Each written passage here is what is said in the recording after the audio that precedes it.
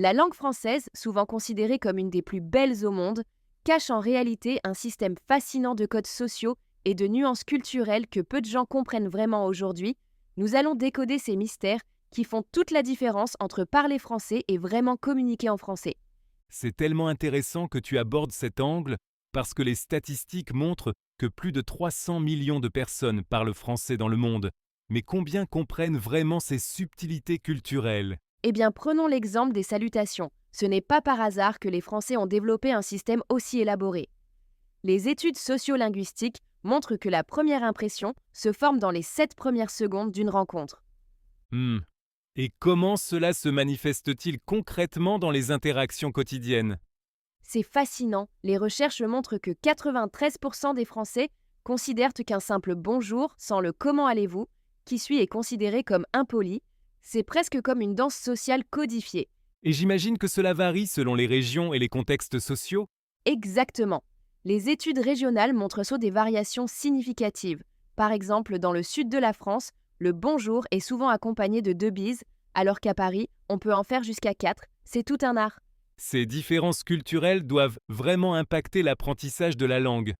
Oh là là, et comment?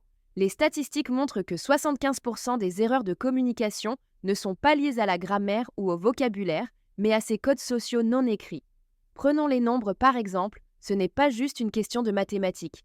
Tu veux dire qu'il y a plus que la simple arithmétique dans la façon dont les Français comptent? Absolument. Le système numérique français reflète une histoire fascinante. Par exemple, le fait que 80 signifie littéralement 4 fois 20 vient d'un ancien système de calcul basé sur la vingtaine, hérité des Celtes. C'est vraiment captivant de voir comment l'histoire influence encore notre façon de parler aujourd'hui. Et ce n'est que la partie émergée de l'iceberg. Les études linguistiques récentes montrent que la structure même des phrases françaises influence la façon dont les francophones perçoivent le temps et l'espace. Donc tu suggères que la langue façonne réellement notre vision du monde? Les recherches en neurolinguistique le confirment. Par exemple, le fait que le français utilise des genres grammaticaux pour tous les objets influence la façon dont les francophones catégorisent mentalement leur environnement. Et comment cela se traduit-il dans l'apprentissage des objets du quotidien?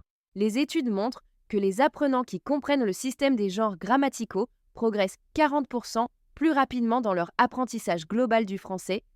C'est comme si chaque objet avait sa propre personnalité. Et qu'en est-il de la nourriture? Les Français ont une relation particulière avec la gastronomie, non? Oh, c'est fascinant! Les recherches en anthropologie linguistique montrent que le français possède plus de 200 verbes spécifiques liés à la préparation et à la consommation des aliments. C'est plus que dans n'importe quelle autre langue européenne. Ces détails linguistiques reflètent vraiment toute une culture. Exactement.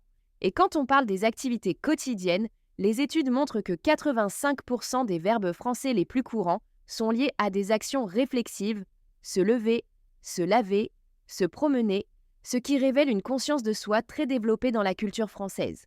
Cela explique peut-être pourquoi l'apprentissage du français va bien au-delà de la simple mémorisation de vocabulaire. Tout à fait.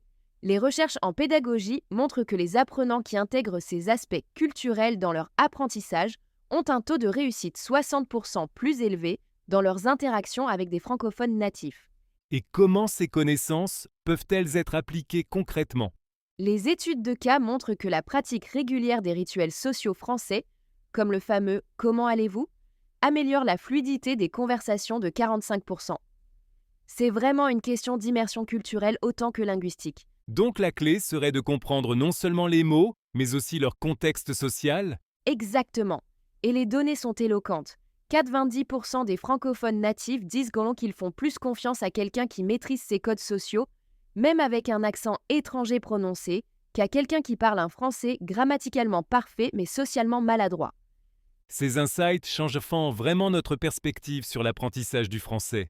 Et sur cette note, je pense qu'il est important de souligner que chaque mot, chaque expression que nous avons explorée aujourd'hui fait partie d'un système culturel plus large qui continue d'évoluer.